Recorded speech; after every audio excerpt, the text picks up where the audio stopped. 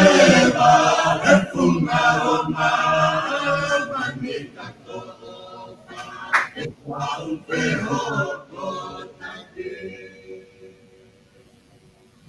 Ko ke hu whanga mo henga hei talawhata ko toa pe. O ku whaangau e toa ki pa me heni. Ka ata mo ai whainga maari e koni ke o atuai. Ke tau Polokalama koia ko e Talanoa ko mo Politikale.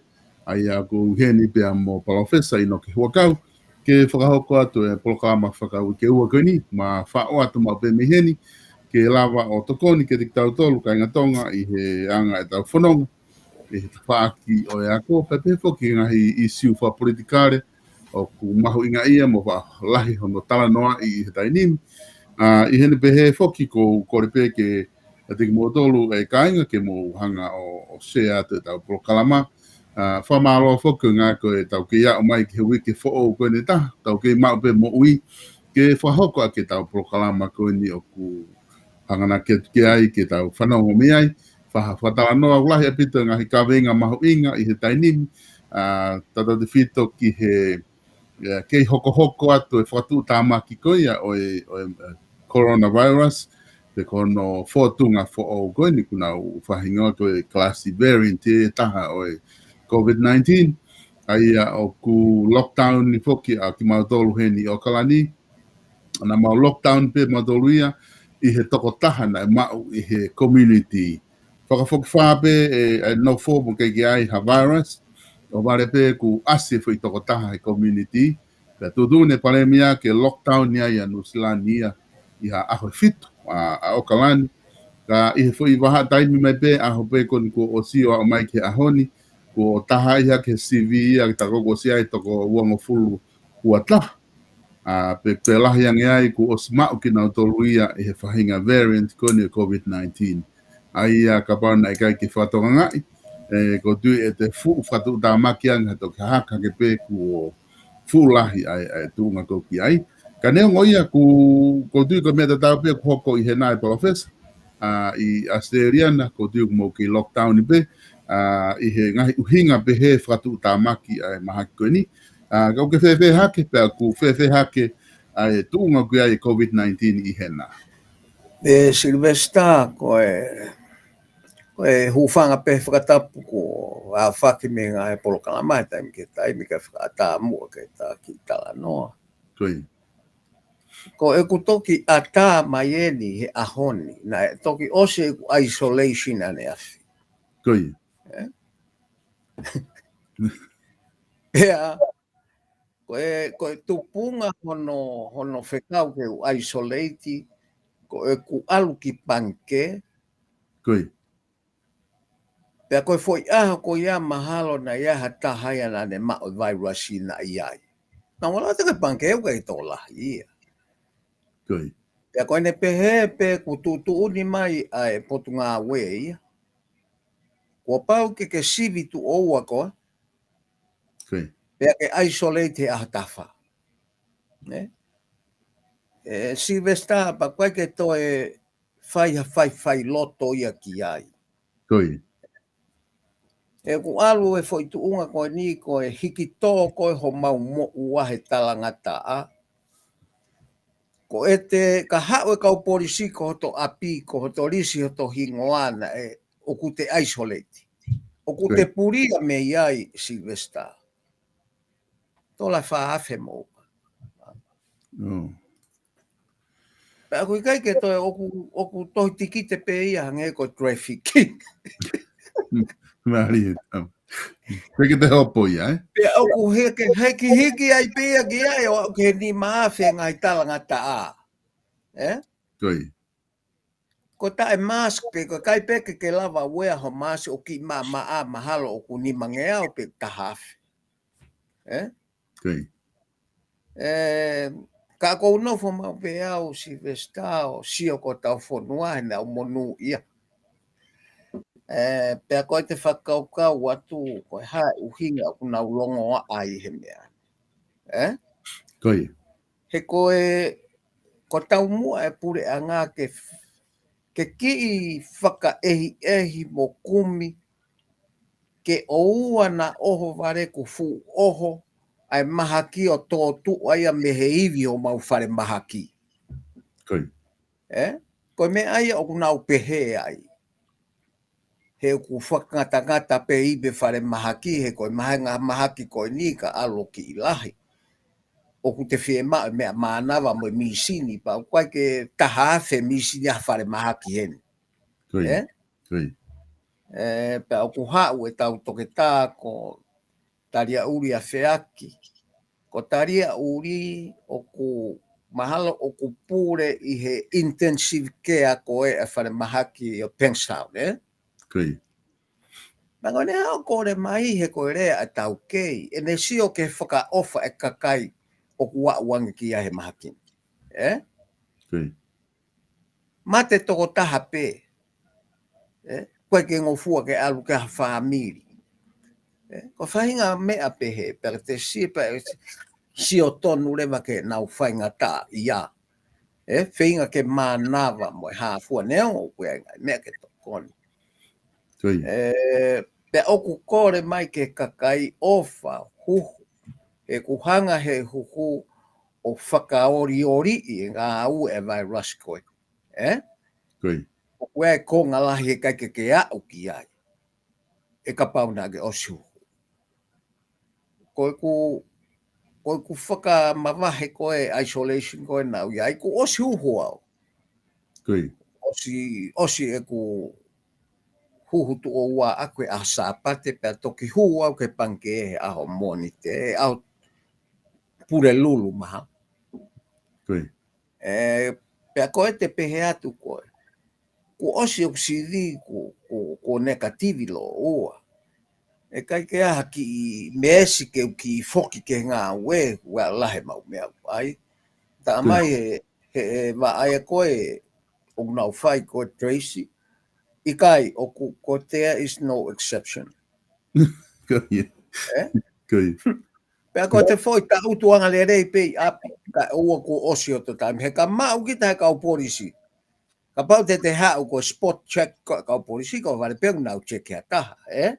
Koi. Ko aluki whē, ko hai o hingoa. Oia ti te ila. O tā i atu he kompiuta. Na to tonu ke nofo i api. Koi. Koi. Oi, moko mahalo koe mo ua koe mahalo. Ko koe ke ilo pe kua ko ni maafe mahalo. Kai ngai mo ola lahi. Koi. Ka koe me aia ke tau sio ki ai e Silvestar.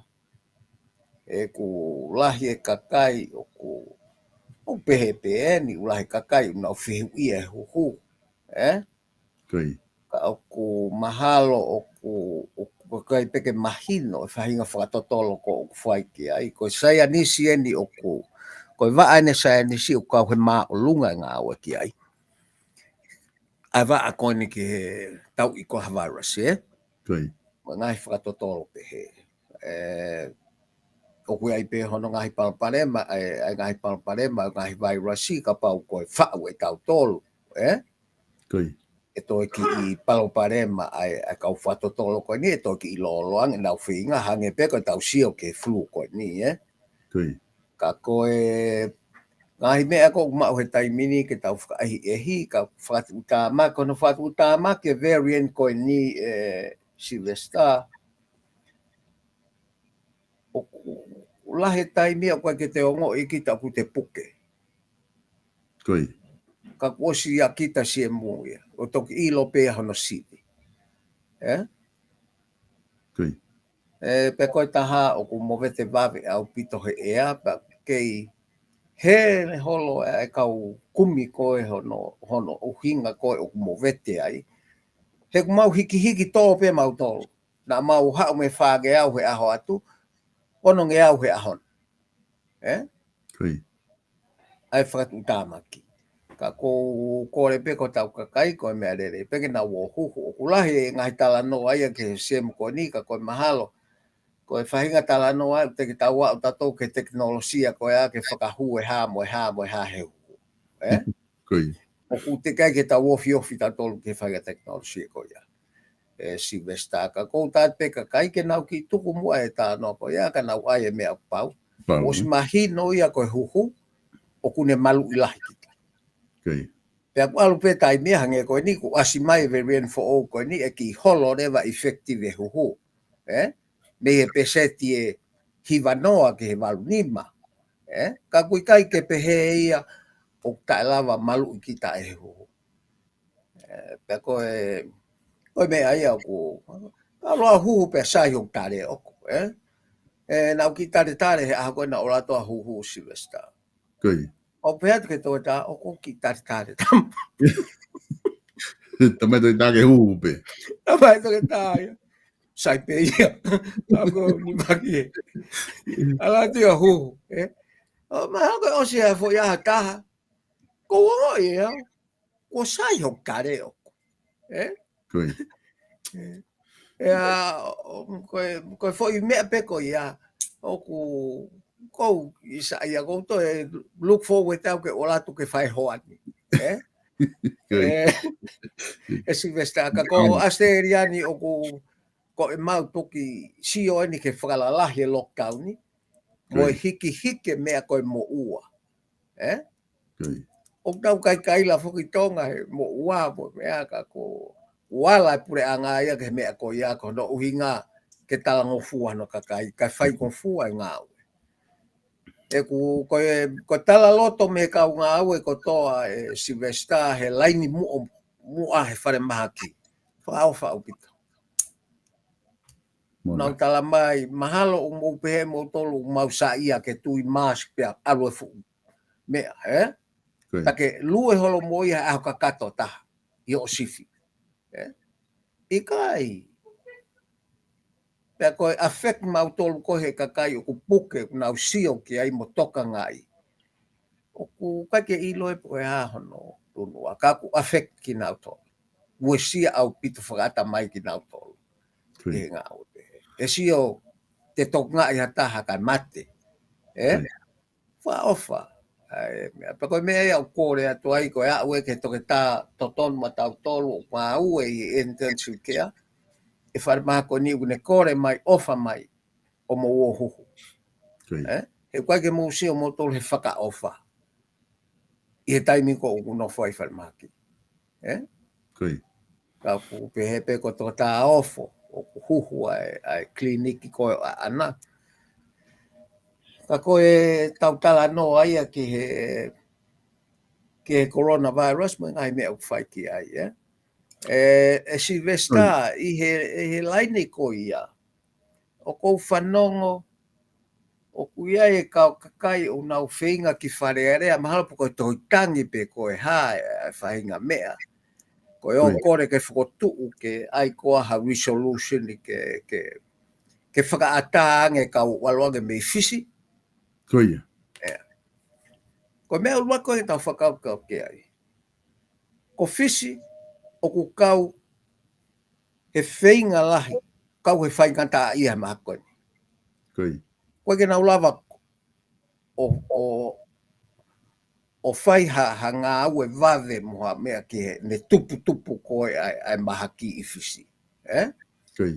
Pai ene pe he o ku whakarea taulanga ko ia koe taulanga whakutāma ki tae ke mawahe mea hata. Ko hea tau mea ho tau atamai rerei u tau whenga ki ai. Ko toko tolu ngā fulu o kui ai. Toi, awan pe u whika koe ia. Ia. O kui kai te uka wau he pou ke whainga mea koe ni Silvesta. Koi. Ko foi ko ngai a ulua ki he whakatutama koe makoe ni. Ka pau e huhu e kakai koe ni. Pena toki o ki tonga. O kui kai ke whakapapau i mai he huhu ia o kai ke carrier virus, o kai ke ave virus. Whakapapau i pe he huhu ia o malu i koe. Ka kui kai ke pehe ia o ku maa o ke ilawa pe koe o alu mo virus i neo o kai ke puke o malu, hu malu i koe. Right? Pe ko awa te au whitalak mo hataha ko osi huhu malu, o ku te kai ke huhu malu. Whao whai ia. Whao whai mea ka. Ko ia, koe whai whakotu koe ni i hono face value pe o ko pehe ke nau ki at mo whahanga au ngange ke whonoa. Pe aku ai hono afa ona taha o whahinga mea pehe ni. Ko tu ko e pure anga. Ko tu e wharearea. Ko tu e whamauanga. Ko ngahi mawhai pure ia whanua. Maina? Kai. Ko e pure anga o kune pure ki e ne mea whakangau. Whao e lao he. Ka tu whakamau I me he. O ku si ka pate tau si o ke ngahi lao lahi a pure anga. Ko ngau e wharearea. Ko lao lahi taha ngau e wharearea e ko lao ke ngau e pure anga. Kai. Pe o skoe pa wai ngai lao pe wharearea ke koni stu tone mo e hafua. O ta whake taha ke no whakamau. Ke tau whakaalala me mea koe ko tau viviri. Ke tu uni hawa e taha ki hawa e taha.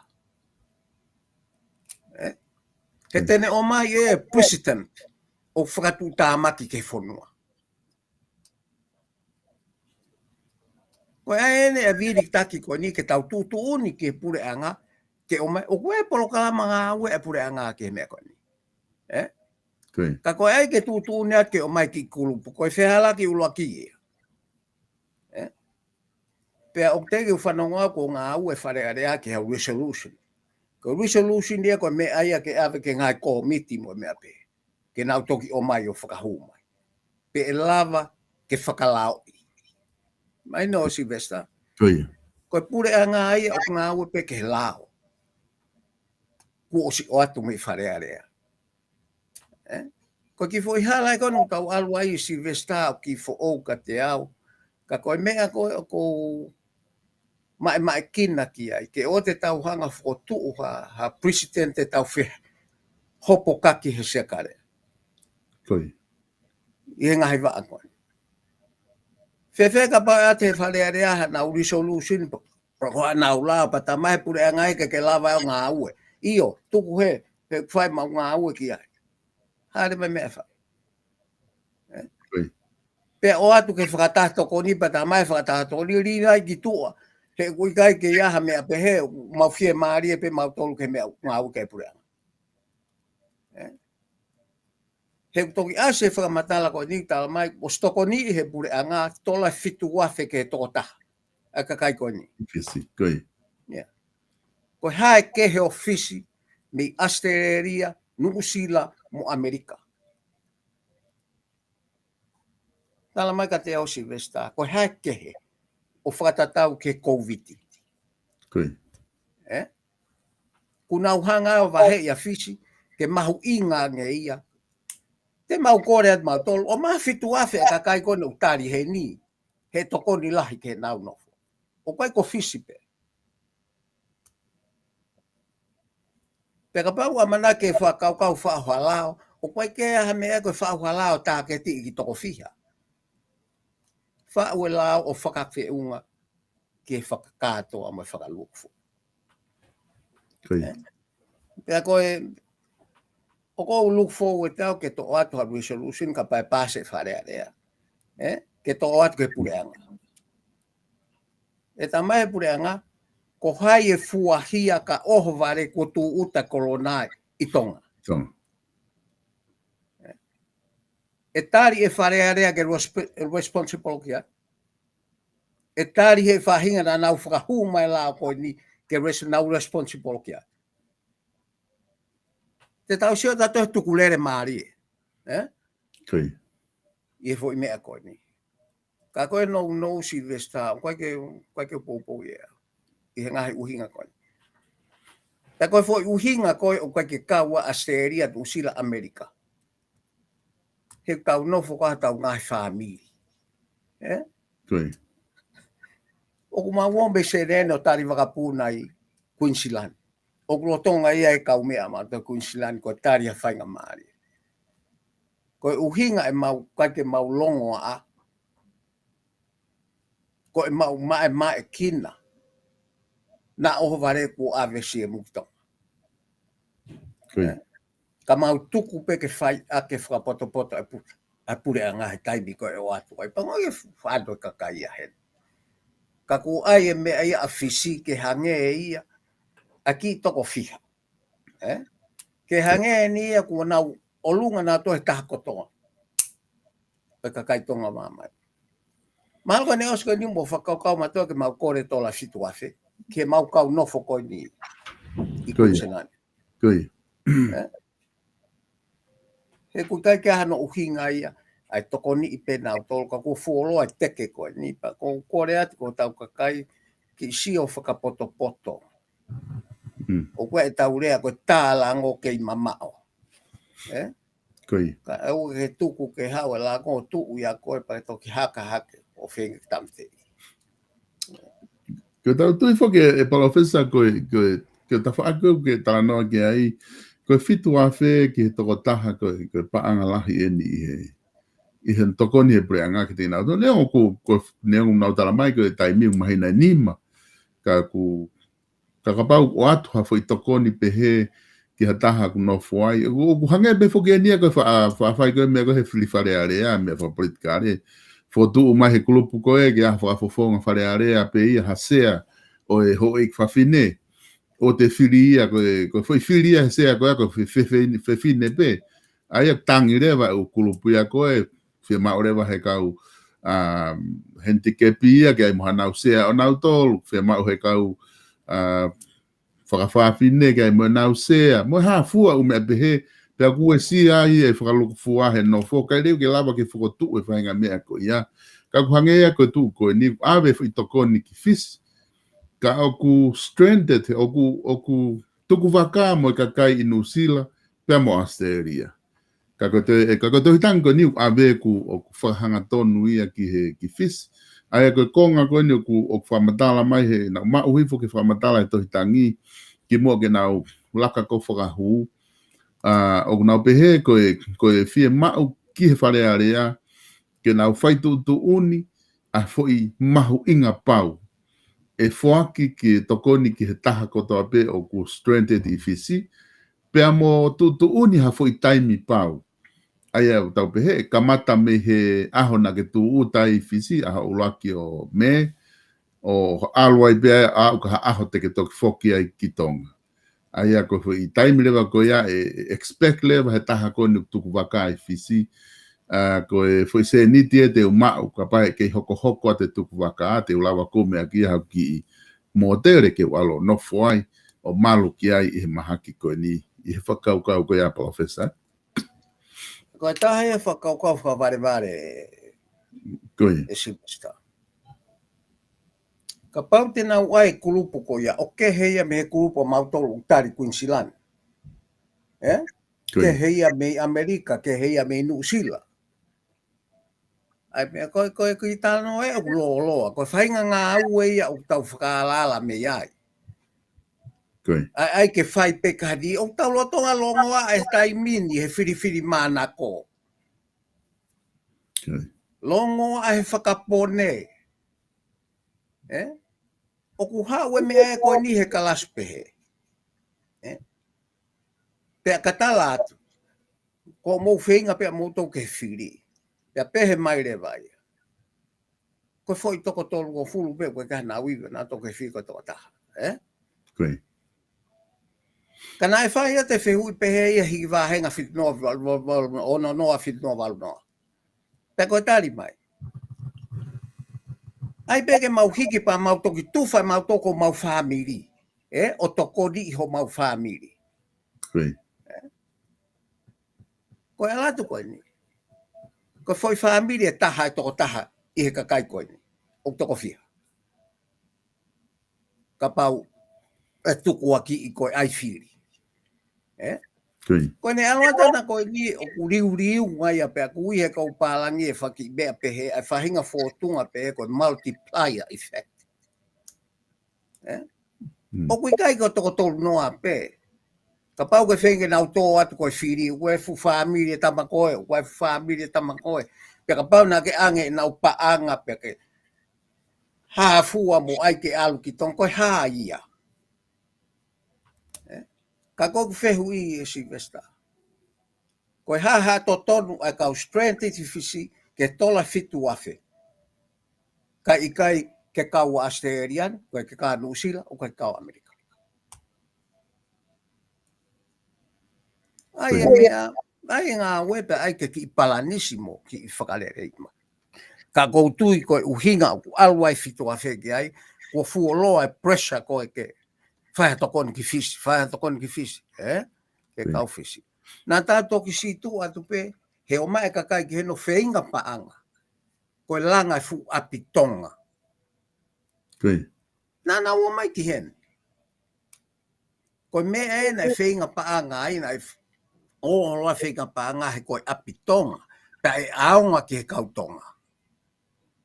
Pea kei talanoa me pe kakai a koe au nau whainga au e mo. Ka ko tala ia me ka whake taha, koe apsias pe ia koe ke aonga ia ka mea. Ka koe kai koe mea nei tu waki a ke whainga paanga ke api koe ni. Hena e maue nau paanga lahi whauriuria me tonga, ke ngā ue maui Asteriani, Nusila. He koe foi mea nei tu waki a ke api koe ni. E aonga ke kautonga ka hoko a whakatama. Koe harewa mea ko hoko, ko loie foi mea koe ia. O kai ke nau la wau fo tuha peito he api koa whawhanga kai tonga o stakai, fisi. Si vesta ki lo loa e tau talanoa ke ngai mea koe ni, ka koe tupu pe, me he hu ai kakai, e kuiai e mea lahia si vesta ko siokia. O koe kakai e unofo tau whonua, o hoko hoka holo, tūma hoko hoka, Koe ai kakai ke ita he pure anga, te nau ai mai fo i mea koe drugs, osko ia, ke vai tu ua whonua, te nau ai mai fo i mea koe ni, ke ki kulupu koe ni, ke vai tu ua whonua. Mahalo koe nau hoko hoka holo, ke whainga ke lahe ita kakai he pure anga koe te whiri. Koe ke tau tongata tō ke whiri, koe whonua o tau tānoa ke ai. Ka koe tau tānoa koe ni ki i whakamawahe koe ni pe koe whakapone. Koe sipinga pe nia whoi whakapone si westa. Pe e tonu huia pe tau tu koe kia tau koe iahe koe ke kau kātoa. A kau tonga o staka i muri. I he monu ia koe ni. Ka koe whehui. Koe hae mea au nau whenga i mawahe ai pe nau tole monu ia koe ni ke ki kakai koe ni i fisi. O koe ke kovi e si vesta ka pa wala pure a ngā tokoni. Ka ai ke ki whakatemo kalati ange ngā we ke whea. Tau talanoa temo kalati pēr, tau toki hawa kakanoa ia hu. Ai ni o guato whengai ke fusi wharearea, ke tūtu une wharearea ke pure a ngā. Koe mea pe o whau e wharearea koe lao. Pe e ngā ue ake pure anga. Ka koe kai ke uloto au ke ha mai ha whahinga halanga. Ke tūtu une wharearea ki pure anga ke ne ngā ue u whai ke whanua. Whau me lao tawa taina pe. Whafo ofa. Ka koe ke ha mea i ai e asi ai te ke sio he koni stūtoni. Koe tūtu uni atu ki he pure anga, ki he waa koe e taha oe, executive. Kua pau ke whai mea, pau ke whetuku mai e kakai koni, pau ke noa wakapuna. Ke o mai ai nau tō. Ko koutu iau te tau ki looloa tau tōlu si vesta he whonga koe ia. Palofesa koe ai lao whakanganga whahu ki wharearea. Koe lao koe ni me he potunga e mo ui, koe ke whakangofua ke huhu malu i COVID-19 ai taha kotoa pe. Pe ka pau e tari lao ko ni, ko ai pe me tau tea ka pau he kai ke te huhu malu i ko talanoa ni ki tonga. Ni nau tolu ko ku nau i tonga. Ka pai kai te huhu malu i lewa e a o to mo ua o laupoa o tahapanga tahafe. Pe ko te ngai pōpula o au ke mahina tolu. Pe ko whakatolo ua. O koe ai whoki ai, ko hinga talanoa ki he konga koe ni he tanofo he COVID-19, o koe ai kai ngā tonga toko lahi ia, ko mahina peka te au na ki hanga o kore he kamatanga ta Polokalama ki kakai ke nā huhu malui, o kulelei e huhu malui, Agora toko lahi e Palofesa ku na ulifia na tolu he hu malu. Ulifia na tolu kwa ni ihia utamai na ulele pe ni ihia pa hu na tolu ya pa na mate na tolu kwa ni ihia utamai ku hu whakamoko si aia wike taha whelanga aki. Pe aku na utamai na tolu ya ko COVID-19 ia ku osi ia ko ke ilo pe ke aunga hu ia ke form ko variant he ahoni. Ngahi mea ke pe he ko tuku atu ka te koe ke te whamamafa mai he ta whaaki ko ia ke kakai I he mahino koe ni o tuunga koe ni na ke osi hu pena ke awe hangi koe na ke talanoa ke he kamata ka koe ko ngai a whakawhihanaki ki he lao whanganga ku osi whakahu ki whare area te pire ia E Silvesta koe lua ki pego ngai kautaha ko ku ia na huhu koe ko lova ko ia ko lova ko haite ne fu mawe hu ko pe una no fo pena tolu he aho ko to ape o monitor ai anga hu ene ngawe koe pe ku kai ke tuku na feinga na tolu ko ke falelei o kapau o ku ia ha very near o ha o ke pa te alu kita kapau ko kautaha ko hange ko Oxford o nau fola hi mai nau tolu e whakatotolo me nau hanga manitoa mea koe huhu ke nau toka ngai na oho vare ku iai hana whahinga fōtunga ko te kakai koe ngā uelahi ia e Silvesta pe au ku pehe mea koto pe koe mau pea kautaha huhu a koloa pehe ke o si ilo koe na ona tō peiteni koe fo business ko koloa pe kai ke aha kautaha e loto ke whakahuha ne koloa COVID ke mea koe ni. Koe mea ia unau mahu inga i ai ono si. Koe te toi palopare maa Silvesta e kusio ki ai. O kulahi foke whakamatala tu uaki ha mea pe unau lava animate ai whakamatala o whaka i misi koe I he computer. Ha koe internet. Pe kua e whanki mea unau whakamatala mai koe. Koe whakaamu fuke kau toke tā. Ke iaha ki roboti e lava hu ke toto. Whatawhi he toto. Alo kume maha ki o tamte. Kau nau ahana tolo o whaka I misi mai fo I whakaukau.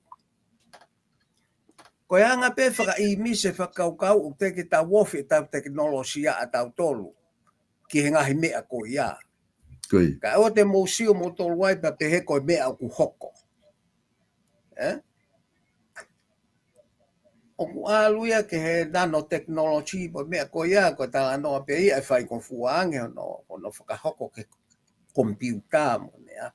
Ko no ai ona koe ke alu koe ki whainga mea ke mo ulelei a sino o ke I tau mama o ia ke tau pau ki ai. Ka ku I kai ke totonu ke whaiha tau wiri fia a tau tolu mea ko ia.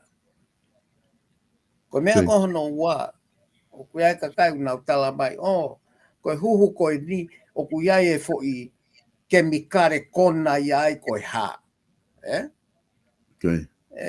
Silvesta, o koe ngai kemikare ia ki nau tolu pe, o nau whatu tāmaki o ka pau e lahi. Ia ki nau tolu pe. Pea ku iai rewa e nau hu a kemikare ni ihi koe kemikare ia o kona pe ku haha no whahi. Ka ku hu ia kau he more kula o e whaito. Aina? Pea ku kehere vai he taimi ko ia. O ku kai ke, koe ke awe ke ai koe ne ngā ue koe whakonahi koe. Koe awe ke koe ne ngā ue ana ia. O ku tokoni ia ke fo I more kula koe o whaito o ko ia. O koe ka heu nau me koe hu koe ka wai ha. Ilo e mea malu I koe he ngai kautaha koe e nau huhu koe nau koloa laiseni. Silvesta o koe keu ilo koe mau me fehe ka kai koe ni e whanga whakamatala koe. Me whai ki Kono tuku koe ha kautaha huhu. Ka pau pe whaito. E nau formula koe ke fo I whaito. Maluanga ia he panke. Iyo, ka koe kai ke wilo e hau. Pe koe mau me fe ai ngai fo i whakamata ai o ku alu holo. O ku whakaori ka kono whakaosi Silvesta. Kore pe ko tau kakai ke na wohu. O sai pe hu ia. E ku o koe ke te he kai ke toi ke he dia mo huhu koe u tau ngā ke flu. O kau e huhu koe ke flu ke whasisi. He ku tokolahi anga ke tokolahi anga pe kau mate ia he flu he tau e kau mate koe ni COVID. Koe me e ke sio ke ha tau kakai. Ka koe tau nofo ko toa pe ko tau mala whakarerei holo na tau mo ua tola whaafe ni maafe ko i heni. Tau nofo pe a ko toa ofa ke o tau whonu ke whai mai mo awa tō tanga tau alu. Ka pui kai ki tau loto ke tuku tau whonua ke hatu unga ta whatu ta maki. Koe. Ai ko mea mahino ni he dai ni mi ko hu lahi anga e te whainga maari e ka pa mau e te mau pe kita ia e COVID lahi te whainga maari e ko ke te lava pe mo ui pe mo te sai i ni ko ke hu ka te ke lava pe kita o ave holo vai la si hangi ko na ko me ke tau tokanga ki ai ka ko e hu o ku whai ki kenu Koe ke fu alu more peo. O ku i kai ke fu alu more ke tau feture kau toke tā mo sie mu mo vai mo sie ne alu ko mama. Ke kone au ki ai ko palopare. Ke toi mana wa ka whenga ko kai whaka amu ko ai whenga ko le ngo pe ku whai whenga ke ta ofe maki kau. Alu foke ea. Kona whainga ta a koe ne alu he ea. Nai kai ke hange e ko ATC mo mea ke toki alu, whawhainga mea pa ma, ti pihi ai. Koe ni aku alu he ea. Ta koe tau wheturi koe ni ia e Silvesta ki lahi. Pea oku alu pe taimi mo mau ngoi. Oku mau ve tuma ki he turi is ai virus koe ni. Ko ho vale pe ko Asia he feitu ko ki kolo ia bahau to Talanoa ko Asia ia to ta hai ai uma ka ku waku ulu atu e mau kau fatotolo he sio pe ko ha wanga fe ele alu ka ku alu mo me maria ko ko pa fonwa ma ko la he lockdown ni Koe kakai ia Silvesta puke kau polisi he hala. Ta koe eke atu. Ko alu ki fe. Ka ke wilo he au. Boko ko alu ki fe. Mahalo koe lahi. Ia no po mau Koe lahi lockdown ni. Ka mata ke hau e ngai mea fe e. Pe a koe kai ke sa ia hata ia au ke kau mau kau polisi no ta ofi kakai o eke mono whakamo ua. Koe sa ia hata e ngau ka ia Silvesta. Ka kua tu udi he pure anga koe lao. Pe a ko nau tolu nau whakahoko lao. Pe a neo ngoe nau whakaofa ia. Ka e tohi a toho ki tikite. Tohi i whakalere i pe o atu pe o tikite. Neo nau whakaofa ia koe Silvesta. Ka ku pehe koe me ea koe o ku alu koe ki he vairasi he aho ni. Ka ku tau kore pe ka kakai ko ni ofa mai. Mo o whahanga au ngā kai tuku mo o whenga e wharearea ke whaihala. He koe alotu, o koe ke tu iau Silvesta, o atu whainga uhinga koe ni ke whakatato ko ni patari he tu i ke pasala. Ai peha, whewhe kakai koe nusila, mo Australia. Ika sai pena tolu ia unau na fu. O nau ngai whami. Pake tala mai koe kakai koe ni fisina na wokia, koe pekeha nau whamire na to. Koe fume eke tau siokia. Pea tau whakafua he koe ke aha iwi whakapaanga e pure anga. Ke tau pehea tupe o mai he, aie, pea whakapaanga. Ka kousio o ku kamatalahi e whainga ngā aue koe ni e Silvesta. Koe tek ke holo pure anga ke ngai e ria e whainga tā i ai. Ka koutui koe teu whiri. ku ai kakai una nga we ake me ko ni ai pe haki me te ko na to sio pe me ko na e mahalo ngota mai na ta I tolo a ko profe ma ko ke uma o profe ha o fo ilau tau ngai ko vi e tau fa o ai hange ha fo issue ko e o ku tokanga ki ai ke sio pure anga ki ai ko anga ia ka ke fa wala o ke ta o sia tau la pe ta to ke a pis si basta ka ku hoko pe me ko to ai fe tu ke ko me ai ko hoko ka ko o te tau ngā we ake malu ho tau whonua ka campaign ni fa Politikale si basta tau mabaho a kutu me ai ko ngata Palofesa ko loto kita ki di afe mai o Talanoa to ngata te taimi ko ka venga mahu inga ko say no to drugs ai ko ikai ki he fai to kona tapu ai aku ka venga fu ko ni ka venga mahu inga ni he no fo pe ko tu o ku tu e tonga ko to ai ko me alere ke ta ofi ai drugs ai fai to kona tapu pe me tonga aku pe kai pe ke loto hata hai he kakai ko ke loto to la hita he kakai ko ke na loto na to luia ke ngawe aki he na fa na mo family trucks ka ko Polokalama ke ni hoko he taimi ko ni ko ofi ke fili ka pau e hanga e hani ihi o ngawe aki ha fahinga me ape o ke trucks ko ka veinga fa Politikale ka ko makai hifo ki he ki tamakoni ko afi me mo unga ono fa o hake ono hingoa he ko ia foke ku ne taki campaign ko ni ke he ne tu ko tai ni mi mahina mai ko si ta tikite ke na hopo pa mo princesi Pilolevu ko nga ko ne tu ko aki I foki ko ta ne princesi ko uluia ka utila trucks ka ko nga ko foka ko o mai e awia ko ha o wakai ki he tu unga ko ia o ku ia e tau I fai to kona tapu pe mo ne whakawhihana ki he isi ukoni kono whakahingoa I kakai ka maalunga I tonga ko ka taki na the drugs e wawe mao e drugs heni ka taki tila pe ko ha whahinga ti ko I penia o hoko whakatila marijuana ula ki pe ko fie lahe kau tila koe na fie lahe ku hu ai me ai o sio alu ka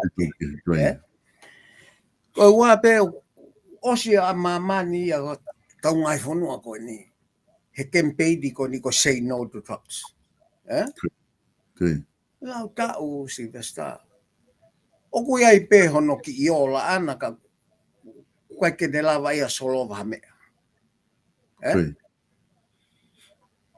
ula ki ko ongo me ai e ua tau sioki ai ko ua pe si basta ko fahinga uesia o ku ia e to taha ko ni ka nau ngau ake ku si ha tu ia ma ni ke fahinga me ko ni ke tu ma taha na truck tila o tala mai te utau e truck koe o kai ke fa take seriously he ka kai ko ni muri ke tau ko fai ke trucks pe ku alu reva a muri o mate ki he ai e nau facility ko ke rehab ke fai to o ai tamaiki ko o mo te nau to e alo futuri o ngoni pe fai pe fa to lo ke ga fu me ala lahi me ko ia ka ko e nau nau ho nau fonua mo pirisone mo hafu ke rehab ke feitu ko fai to o ai nau to ko o alu ke ai via o mama ni he ahon ka ko e o ku ke he xio aku me he ki me ko no hoko Silvesta ko to ta ko ni na ma ke si au pito he fai nga me ko ni pe ku lere mai eni o ka ku alu e whakau aku Silvesta ke fehu I ko e moni pe ngā we ka pa ku ai ke feinga ke o tento ngā we aki ko fehu I ko ke ne he kwa ke tu au kwa ke ne o ku ne tai ilo ai mea kune whai. Koe. Ka koe tau whehui, koe hae uhinga. O ku tuhu wai ki he, ai uhinga. Koe kusio ke ulungang koe ke moe lahi koe o kuiai trucks koe tō ngā Silvester. Koe. Koe kakai koe ni, o ku uia he kau, he whaitoko na tapu, he mamane whaitoko na tapu, koe kau snitch. Aina? Koe. Pea koe hia matea ia Silvester. Koe maumeni ti peho snitch au. Ke whaitoko na tapu. Ia whonua. Mos e meni koe ia. Koe. Pea koe ngai whonua o ku whaingofu ange, o koe ngai whonua o whaingata ange. Ka koe mea koe ke i loko ho rea pehepe. O tu ho mo uia hoe tunga whatamaki. Whatamaki. Pea ku hu ewa e kau a ku ia. Koe hae uhinga o kone i lo i ai pe o koe ke hane whakamooni ke mea koe ni. Koe. Kai tuhu koe ke pilorevu. Koe au whangatuku pe ko hau ki ai Silvester koe kumi mo ui. Koe. O osi ilo au afu me mo unga ia a mea hoko. Koe. Ka koe kumi mo ui e fo i mea koe ni. Koe mea ai a taha ko fotu uat ki tau ki isi o ange ki ai. Ko hai tene toho aki i mai hatokanga ai ka kai toko lahi whonua ki au. Ke whahau whi mo ui. Neongo te ualu ki a pōpula. Koe mea o mai he princess ima kau no pere. Ke foi e kuasko. Koe. E toho aki i mai e whakanga e whonua e kau tila. I kai. Toho aki i mai pe he foi tuwa koe. Wasi ilo e afu me mo unga ia nunu a mea koe ni. Ka koe whainga mo ui. E kune osi ilo e mea hoko. Pe koe hea uhinga o tuhu pe hea ai. O uhinga taha. Hei kai hao e taha i ne ea ne ongo mo ua o eke ha mo ua ki ai. Mani. Hei kai hao uia o eke he o wha ia ia ai. Koe alue siriri mo mea ko lau lau noa ia. Hei kai kene lava ia totongi. Koe. Kako hai hei kai kene lava eke siriri ki ai. Lore.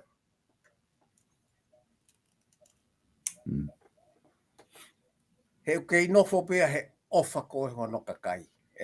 O tau whonua mo kakai. Koe mea ea koe ni koe ai ke ao hopo ma mea koe whaki mea ulau noa ko usi ilo i. He koe hopo e koe ni e ikue whamaulahi. Peka pāwe pe he alo ngai po pula pake mo ua paanga. Taha mano. E lava pilorevo alo eke taha mano me a whime mungai kai. Ka kene lava e ia. Koe whahinga me a nia ko ia pe. Si o kene ki whanau hono whamiri he ku. Kai ke loto hataha ia kene whaifu mea koe. Asi o ke ma. E ala tokoni i hono whamiri o nai e mono. Kai re kehe ke ki hao ene mo ui. Ake toho aki e tokanga e whonua. Pako toi hai tene toho aki e tokanga e whonua. Koe kau mea pe koe. Tui, prinsesi, pirinisi, nopere. Koe hai otu kou nofo kei lalo, he tafa aki. Ai kou tau potu ki ai. He kai nau toho aki mai na toha mea koe whatupu i tai ke whonua. Ka asiat nau to. Koe. Koe rao. Ka kui kai ke u tui e me reo o pe koe whakarea whoko ave holo koe malu i hono ngongo. O kai ke u tui au o whenga tahi ne koe malu i hono ngongo. Koe ai pe ha lesson to learn. Na ato iai ha mea pehe kaha. O me te mō mātu pehe holo. Ka kai ke u tui au e Silvester. Koe. O ko alu e whaka ofa ia lahi au pito ke a awhi me mō. Whakaofofa pe ene ngā ue ana say no to drugs. Ka ku alue ke tuunga o ko wirifia he ku ki mā o lunga ai whewhaka tau aki kona tapu e tonga ke hao ene mo ui. Pea ofa pe o kai ke tuuni atu ha mea mei muri ke to'o ene mo ui. O hange u tau si o ahe ngai whanua ke. Ka kea te au Silvesta ko kua whangatuku.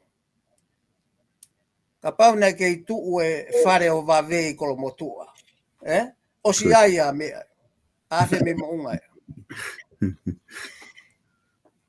Ka koe mea ko tau, ko whare peho tau hau e ala tau tapa ki ai. Pea ko si oia ke skoni. O kui kai ke uroa ko pehe ko mahui nga ia e tahi ne hono ngongo ko mea ko ia saipe ia ka koe taha e ne hono kakai ku alu o tō koe ha hono uhinga ko ne whai ai mea koe ni rotolahi. Ko mea koe tau sioki ai. Ka koe whatonrea pea aku Silvesta ki toko ne atu ke kakai he nau sio he mea ni. He koe mea koe ke whai toko nā tapu o ku te ki ai ke aha tau rehab ia tau tolu. O ku lava whai toko na tapu e whai toko. Ka ku pau ke totonu, ke whakanau ho tau whonua, ko e pirisone whakawhewheka, ke awe haka kai ki ai ko e nau te whtoi ngā wepe nau tolu ko e no whai toko e whanau ko alua. Neo u tau alu e kumi mo e hāfua, he ta whaaki. E tokone mea kotoa. Ka hei kai ke o atu ki nau tolu, e ko e whai toko na tapu, pe nau o atu si nofo peo tai whai toko, ka nau tō alu pe ki ai. O ku fuwhaka ofa ia e Silvesta, pea koutui ka pau gaha mea o ku kore tokoni ka ha tau pure anga, yo tau ka kai muri na koe tau tamai ki o ngā au he wa ako ni, o ku mahino ka te au koe tamai tonga o ngā inu usila he wa ako ni. Kore he pure anga ha potu ngā au e ha waa, potu ngā au e polisi, potu ngā au e prisone. E ave ke rehab ke nau whai to'o e tau whanau koe o ku wau ki ai. He koe whakamatala mai koe ngai tefto ianga o e kakai koe ni. Whika uloaki, loi, ita vave, kailahi, whakapupuaka. Au resi mai, pe teke sio pe koho o whanau, tau sio pa ki tau ilo o warepe ku aloha tahai. Ta koku o si hifia kat kei, lu helo pei api mo eke atu ka pe, o ku sama ko pe, he tau whanau, ka koku tapou atu pe aku, o ku fie mau, ha specialized unity ai prisone, ki ona whai toa e tau whanau. Koe mea ia koe te tau uloaki whai i he kamata. Ka o te tau nofo tau tō he tūri mo e hā he ange me a he ku whaingata a koe kau polisi koe kakai o kua whainga au koe. Pea ka pai whakaari ato ha whaafe, te ke toa i kai Silvesta ka pau koe polisi koe. Hala. He kuhange e nau whanongo au koe kau polisi koe kuri ko ku whananamu koe trucks o no kumi. Ua e ahoi ku nau iai, ua e ahoi koe ki nau iai. Ka koe anga pe Talanoa, Silvesta, ka koe whaka ofa ia, ofa lahi e namsiko ni. Ka koe ku kore, ofa mai kau politiki, o mawahe me i awhi i mounga. Ka tau whainga i te whakahau whi mo ui. O te moto fusi mai ka whainga whaunga, ke he ia hono ata mai he kurotonga wesia pe ia. Ka whainga i mai ki a polisi, pa whainga i ke whaito o pe. Koe whainga mea. O te moto atu matolu o pipiki atu ki ai o ai ka koe kau politiki koe ni mea. Koe ene ki asipeha mea. Nau oho puke i mai. Pakota. Whawhai au he ki tā mahe ne pe he.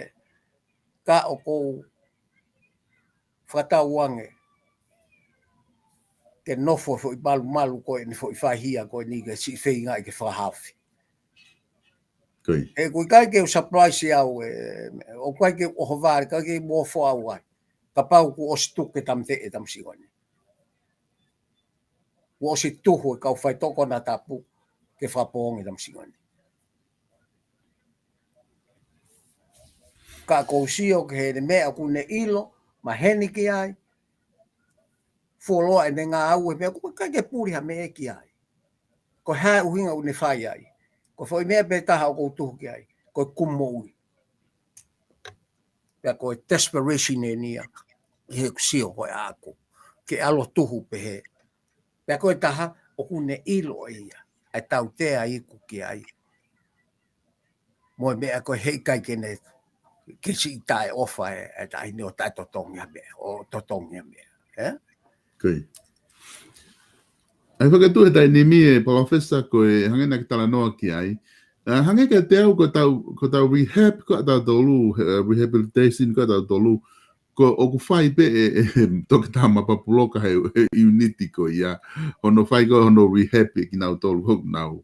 O ku uesia hona wata mai o kau me ngahi uesia kako i he drugs. Kako tuke ka venga mahu inga ia o tonu ke ngā aue ki ai whanua pe mo pure anga pe mo kautaki ke whakotuu ai how rehab center.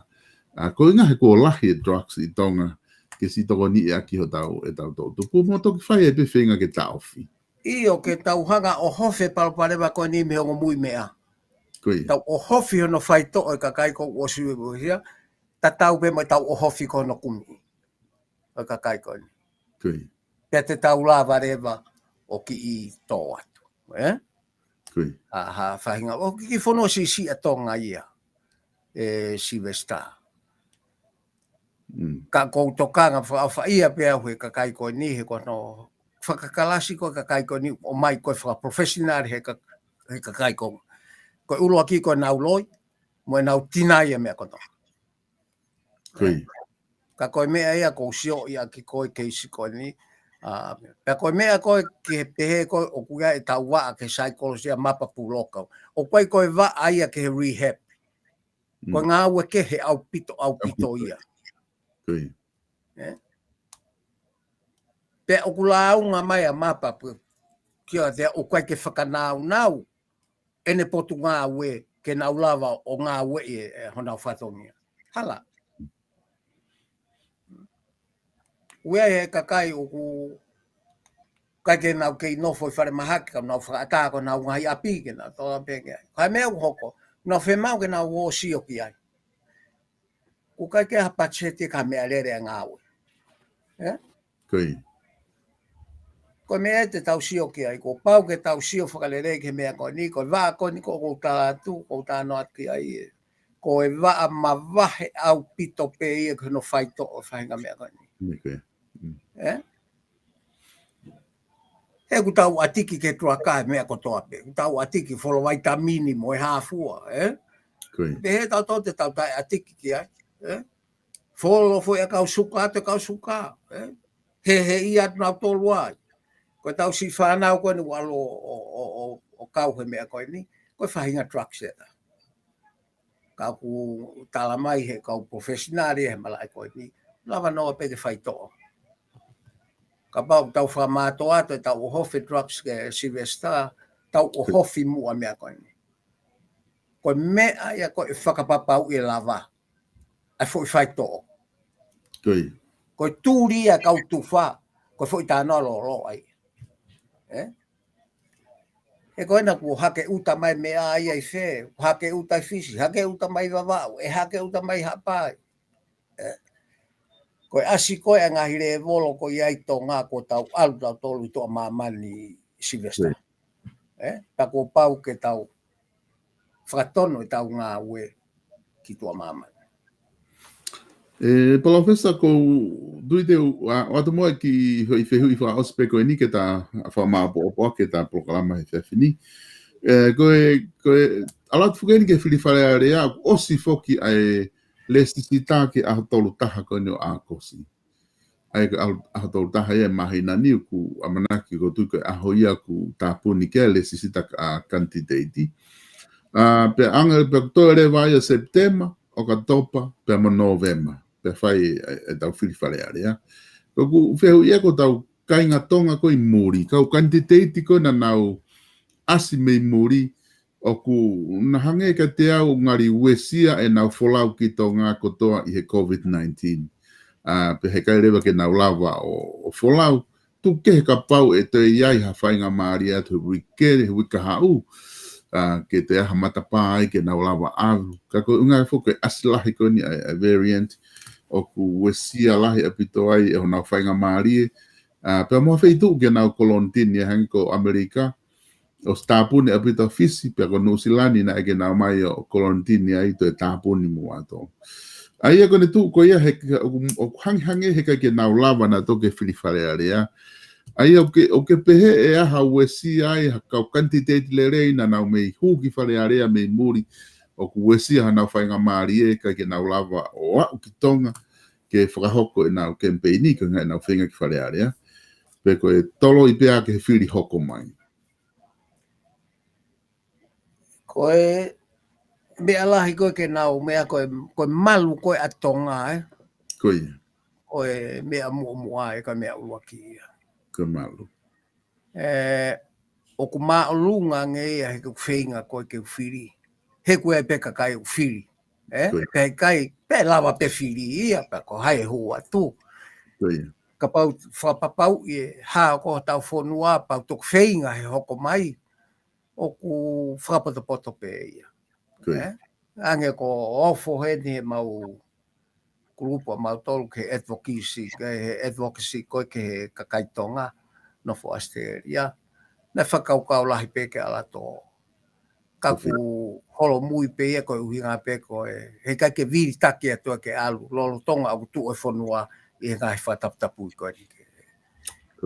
Pea holo mui ia kau kai ke utu ia uia e solo. Koe. O pehe fu more a tonga o ka paka ke o ato muri o whiri. E lava peke nau kau i he whainga maari e. Pe au whao ofa pe ia. Ka ko tonga ia. O tau si atu koe ka kakai kou tu mai candidate. Ia e kau candidate whao ofa upito ia he. Unau tu mai ke nau hao. Ka koe ku tu ia ku koe ku fie mau ke ofa mai o ave he kau candidate whare area tawata aina ki whare area. Ke na wo ke na whai e whakalelei o tau fie mau. Ka koe mea taha o hao ai koe ngau e koe ke no civi e whakatemo kalati. Koe ngau tau fie mau ke whonua e taim ke taimi. Ke tau sio mo civi. Ka koe kusio koe ka pau te mo whakatokanga i kantari ai. Mahalo koe houpi e ngā au e whakatemo kalati. Ai tama ko ia ke whakafotunga tau ngā whakatemo kalati. Whia mau pe ia ke tau sivi e tau ngā au e taimi ke taimi. Ke tau ilo ki ai. Ka kuhawa i kani mo foi mea e tolu mahalo na usio kene. Uluaki o koe kene tari e ia, ai mea koe identity politics. Ko ai ho politiki mo ho tui o whakapipiki hataha. Koe kene tari e ia. Te pehe ia ke tau mawahe me ia. Koe ngā au e koe ke te mokalati tau mawahe me foi mea. Pak mo oni ia. He koe tau whakapipiki hoi tau koe tui a hai, koe lau a hai, koe visone a hai. Pehe mea koe ke tui a kei. Ka pau sio whakalelei ai patoa ke mea koe. Koe kaha uene ngā au e koe ke whakatemo kalati. Tau whono. Ai mea koe ni. Pangone pe ia ke hao mo whakaukau koe dissent mo competition o whai. Ka pau te ka sio kene Talanoa. Ka ko whakamea pango i au ka pau ke sio ai kakai ki hene. Ko pau ke tau furihi e tau ngau ke te mokalati ke whotunga whoou. He koe u mea ko si ai pe ia. Whakamau to tonu. Koe tau ngau e. Kono whakapapau i o ku hoko. Okay. Kako tui pe au ko tau whaunga, sai pe hono, e whinga e ke whakarere e whoka ngā ue, kako e whaunga ko tau nofo mo iau, mā whiunga pe e ko tau kakai mo tau whanua, ke tau nofo ai. Ka e furihi e ngā ue ko e whakatemo kalati, ki he mea whau mo tamsiko ni. Ko ki i whakaata mai e mea ai, o ku ke mawahe a tonga me identity politics. Mawahe me o whakapipike te mokalati ki hataha. He ko te mokalati e ko fo i ngā au ia te ia pepe au whai taimi ko toape. Ke alo sio ia ke tau ngāu. Kau kai ke utu iau mahalo whakatoka ngai. E kehe ai tamako ni. I hau ko whanongo au. Ko e ka tau pe ko hau whiri ai ko motu. Au whiri whoki ama saas pohiwa. I he kau mea poka saas pohiwa. Tamai ka ne ko toton fa te mokalat pe aku fiti.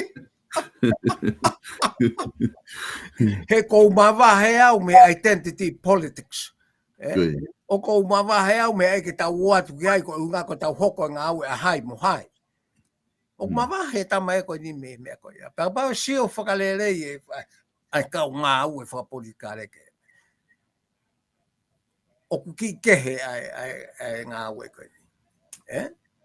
Pea koe ka hau pene ngā ue whapolitikare ke tau sio, sivi o whakalere e tau ngā ue he taimi katatape.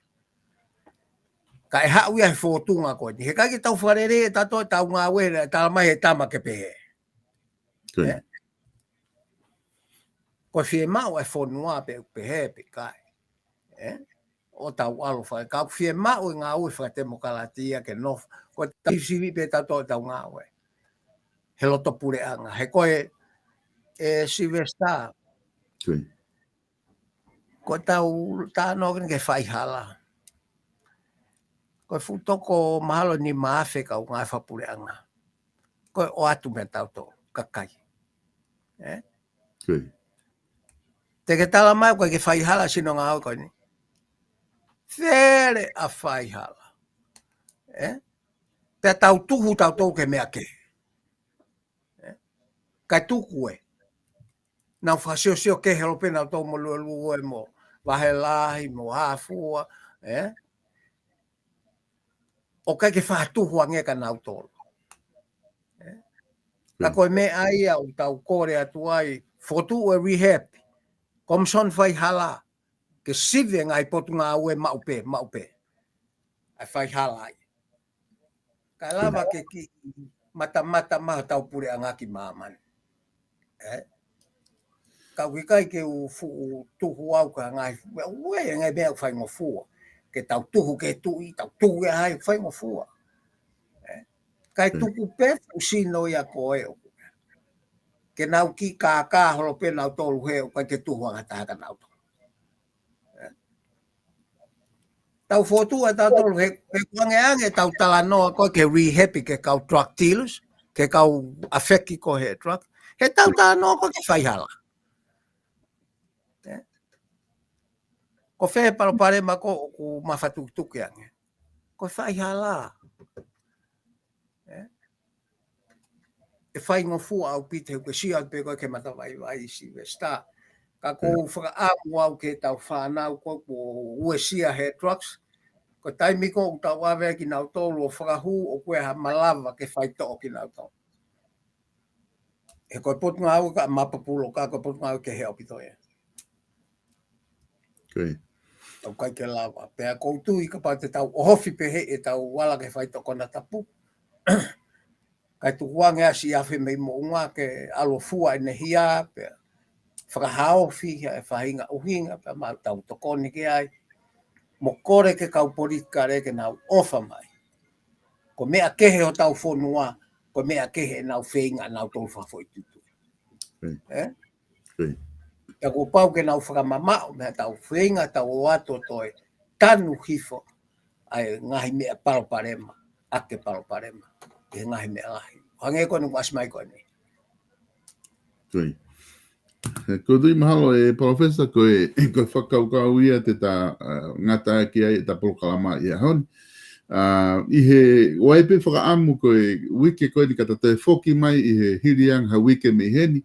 kua osi mahino mai kau kantiteiti, po tau pehepe ko mahina ko September, ia benga hi time lahi ia he tau ngai Polokalama ai te tawhinga ke Talanoa benga ngai isi uko hoko whakaako mo Politikale, mo ta lava ke ta ki kamata hano wakai e kau kantiteiti ko ia ngai hingoa o e kau kantiteiti ko me ngai feitu ko ngā ki he teu watu ko ia ai whiriwhare area e whahako i Novema. Ka ku wate whainga maari e koni ka pau ku iahi ha me te ke te whamaa popo mai aki ki mua ke tā māwa he whiawhini. Ko mea pe ku tau whaamu pe. Te tau mau ha kakai fo mo on pe we e kakai motu ai te tau mau ha kakai fo mo asen fo ke tau ma we. Ho tau fonua e Silvesta. Okay. Pe tau to e tokanga ange he ku kai ke hataha e ki hono malui. He koe tau ke sai pe tau tolu he te ke tau feturi mamas. Toi. Koe tau ke sai pe tau lava Talanoa pa tau whawhekiki pe tau haafu. Ka koe taimi koe ne tō an koe ki tōnga ko whi tāno ke heia. Hange pe koe ni na mau ki lue pe mau tolo mo vai rasi he le mai pe mau toka o lunga ai. O vare pe ku mai me ai o mau ki o te mau toka lalo. Mau fute le va o fai ngā ue ke pe koe whakatapu ia he whonuani o alu pe taimi mo ne whakalalahi. Pe koe tu pe nusila. Ka koe whakatapu ia ku o si tō mai maha ki heni. Koe whakatapu i kau tau whainga ke ai puka tau whonua. Koe whakatapu o ku te ke ai ke tō a te maha ki. Peka pau tau la aunga pe whanki whakatapu i ko ia e Silvesta hua noa ka tō a te maha ki. Hao alo tu i tu e whare maha ki o tari pe hu whakakuho maha ki ka misin manawa. Ka lava ke ene tau aki ene manawa po ngai mea koe. Ngai mea pe o ku kore mea ka tuki tau mau ngā ue waof. E whaka mahino atu ko tau kakai Silvesta. Ka koe mea kou ta Talanoa ki ai he ahoni ko kore pe ke e whai pe whakaukau ki ai ka o te nau itengia ta tō taua. Na o wale ku itengia maha whahinga. Pe koe ta tuku atu pe taua mea koe ake kau e whakaukau. Tau whakaukau ian koe mea koe ni koe na ku tui koe ki awhi mei mo unga. Koe tui whafoi tui pe a aku he kusio ki he Polokalama koe ni kua uki ai. Ka koe ku Talanoa ki he mea ku uki ai whakaukau. O ku iai pe hono ngahi makatu unga ka koe mea ku uki ai. Pe ku tonu pe kai. O ku kai ke u whatonga. Ka ku whamalo au atu au pito pe pehe ke kakai koe o ku whanongo.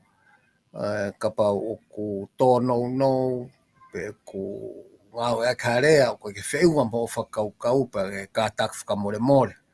E mau hu whanga atu peho o lotu ka pau ke lotu. Ke hanga pe koe o tuku noa e mea koe ia.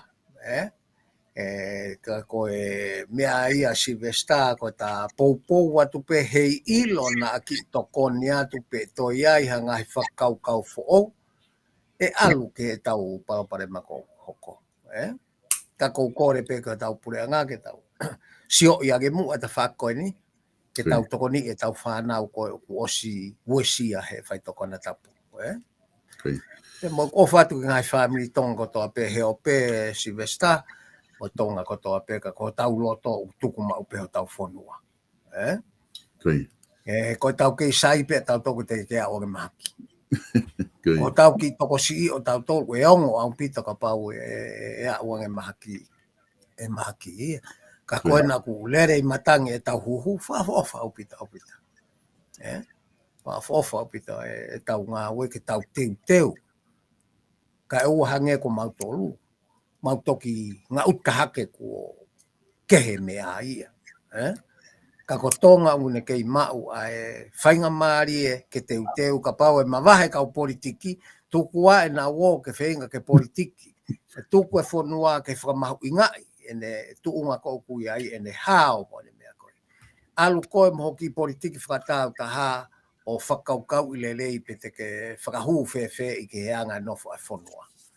mo mea ko fa ka ko nga fo isi ko ya e ua Silvesta ko la ka kai ko faton rea ke afi mo unga ofa au pito kia ka ku ne fe ma we faito ka kwa ke ha tau faito ata to pe ko mea ko ke viviri ke o atu ka o folau mai muri na wa mo ke tau ngari poto ke tau ngā ue whakalu fua mai, te tau si o pe ka ki ni. He koi si no fua tu e mātu a koe nau pehe, iau te mau mai fitu a whē ke ki nofo aki. Ke ki kumia ke hako ki nofo anga pe te tokoni ke whamiri o kou nofo ai, mai mea pehe. Ka kui kai ko tala mai ke tuwa na fitu a whena topa api mai na wakapuna pe ha, kai nofo e ni. E te ure atoa whafunga, e te kakai o Australia ni. He koe uhinga o whai ko fua peho, no, hei ki nau tolu. Ka tau toi whinga e mua whakapata pote tau ngā wa Silvesta. Mo uhinga o whai aki. O te tau o mai pe tatola fo itari ke puhi a ka ta whaaki, ke mawahai. Ka tau o mai fo itari ko ape tokoni ke kakano ko o mea tau whakako aki. Ka koia pe Silvesta ko o whalahi au pito ka koe he whainga maani pe ke tau kau sponsor o nau kei sponsor e Polokalama ke tau lava o Talanoa ai pe koe o whalahi au pito ka koe mo ngā aue ko o whahoko. Malo apito e Palofesa, Inoke. Hu'Akau, pe malo apito e Polokalama le rei ko whahoko he whewhini. Pa malo lahi atu ke te koe ke mau whainga maari ke whai Polokalama koe ni mau inga apito. Pea mo i Talanoa pa mo tau kainga. Kata toki whelonga ke ose hawi ke meheni, i ta Polokalama Talanoa ako mo Politikale. Ofa atu ke te koe. Malo au pito Silvesta. Koe. O e ngata ia tau Polokalama he ahoni e kainga, ko whamalo lahi atu ke te mo tolu, i he mea mai ke tau Polokalama, whatanga pēna e tokoni atu e Polokalama koe ni ke te mo tolu, a manaki foki ke whahoko e Polokalama langa whanua, ale mātua, i hangahi minitsi i meheni, hoko ai ono, taimi anu silani e whahoko ai Polokalama ko ia o ku kei whawhi e peki mō tolu ke mō mea mai ke tau ngahi Polokalama ko whahoko a tātou fito neongope o ku loto ngā lahi e palopare mai murini e tō ko ia e variant e COVID-19 o whapea ku mō malo pe mō lelei me mō ngahi apitaktaha stay safe ho mō ngahi family ko ngā ke ona hoko ka teki mō tolu ha paloparema i he mo ui koe ni, koe ngā koe mahaki koe ni, koe COVID-19. Ka mo te mea mai ke tau Polokalama hoko, aia koe langa whanua ia le mātua i muri, pia pehe whoki ngahi Polokalama koe ia o kuhanga mai me ka hau. O kui ai whoki, ai whotutu ke he taimi koe māua e tau kau kantiteiti, he lava o whenga i rewa, e mahina ka tuu, ke lava o omi ki nau tolu, e ngai hingoa koe ia, hiriangi hano ui e kau resisita, ke nau lava mai ke whaiha Talanoa mo ki nau tolu, pia pehe whoki hani i, e lava ke nau hanga o wakai i ki nau tolu, i hiriangi e ngahi Talanoa ko ia. Ka neongo ia, malo apito, pa malo atu ke kau sponsor, ki mo tolu kotoa pe, o ku mo tokoni mai, ke tau Polokalama, hange ka South Pacific Loans, wha malo lahi atu ki a te ki mo tolu, South Pacific Loans, i he tokoni ko toa be po mo whahoko, ke tau Polokalama. Stalik tupo, pe mo South Pacific Loans, noa walunge au, walu, hiwa walu. O fia mau no, te mau hasenit whawawave, te ke lava o lea ki a Stalik tupo, i he South Pacific Loans. I he noa walunge au, walu, hiwa walu. Ko e tawata ina freight, e lava tokoni ke te koe, i hao awe uta. Mei heni ki tonga, pe mo wawau, pe me wawau, pe mo tonga, ki no silani. Telefoni, i whika telefoni koe na, no wataha, ua o no taha, fitu lima, tolu fitu. Ko e Fostina Construction, ko kau tahalanga ia i Amerika, i Utah, nā tokoni he tawai Polokalama, whamalo lahi atu ke te mo tolu. I he tokoni ko tape, walu no ataha, whaua nima, ni maono no. Walu wataha, wha wanima, ni maono no. Koe none kiti cover trading. Te ke lava o whitu taki ke whatau ha o kawa me ai. Ke nusilani. Telefoni ke alope i no wataha, no wha, he wataha o no walu. No wataha, no wha, he wataha o no walu.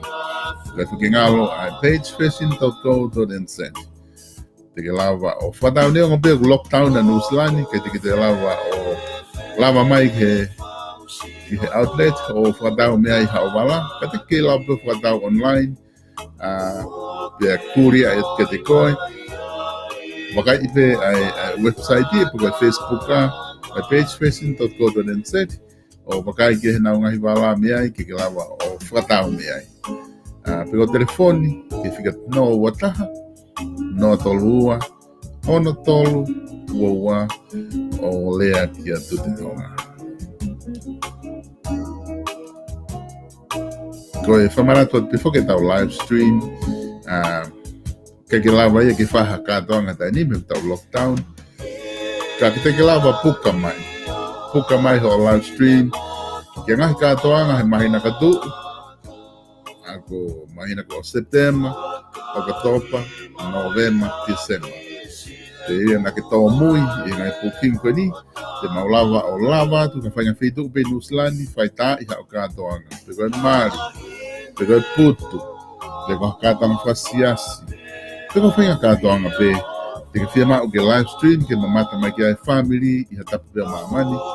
Telefoni mai o rea mai ke te au, i he no wataha, ua no anima, no aono, no afitu. No wataha, ua no anima, no aono, no afitu. Fausi o toto tamaki. Uoke loi mai ai, kua whai ngata